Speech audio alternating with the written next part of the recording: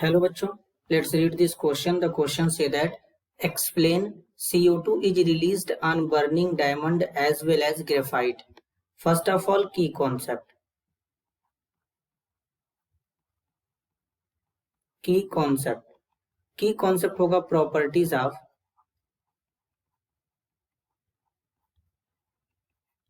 diamond and graphite. बच्चों जो diamond और ग्रेफाइट जो होते हैं ये कार्बन के एलोट्रॉप्स होते हैं। एलोट्रॉप्स का मतलब होता है ऐसे सब्सटेंस जो नेचर में दो तीन फॉर्म में एग्जिस्ट करते हैं लेकिन उनका फिजिकल और केमिकल प्रॉपर्टी डिफरेंट होता है, उसे एलोट्रॉप्स कहते हैं। डायमंड और ग्रेफाइट ये जो दोनों होते हैं बच्चों, कार्बन के एलोट्रॉप होते हैं लेकिन प्योर फॉर्म में होते हैं। मीन्स डायमंड एंड ग्रेफाइट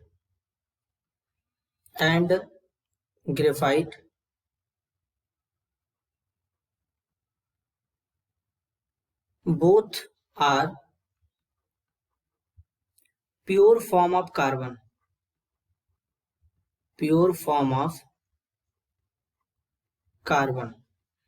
ये दोनों कार्बन के प्योर फॉर्म होते हैं।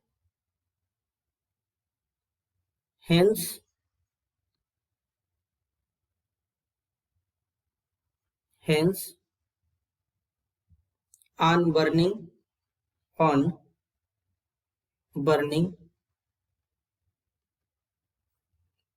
in air at very high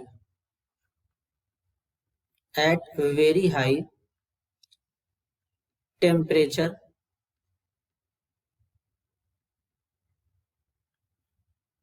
carbon combine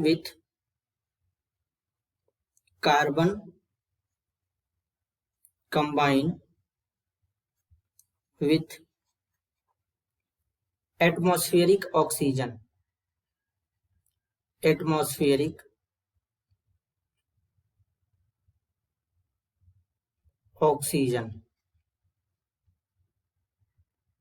to give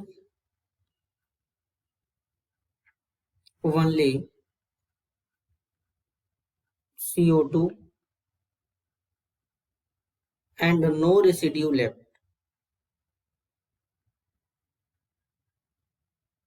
left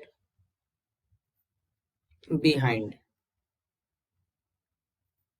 तो बेसिकली डायमंड और ग्रेफाइट ये जो दोनों होते हैं बच्चों, कार्बन के प्योर फॉर्म होते हैं। जब इनको एयर में बर्न करते हैं हाई बहुत ज्यादा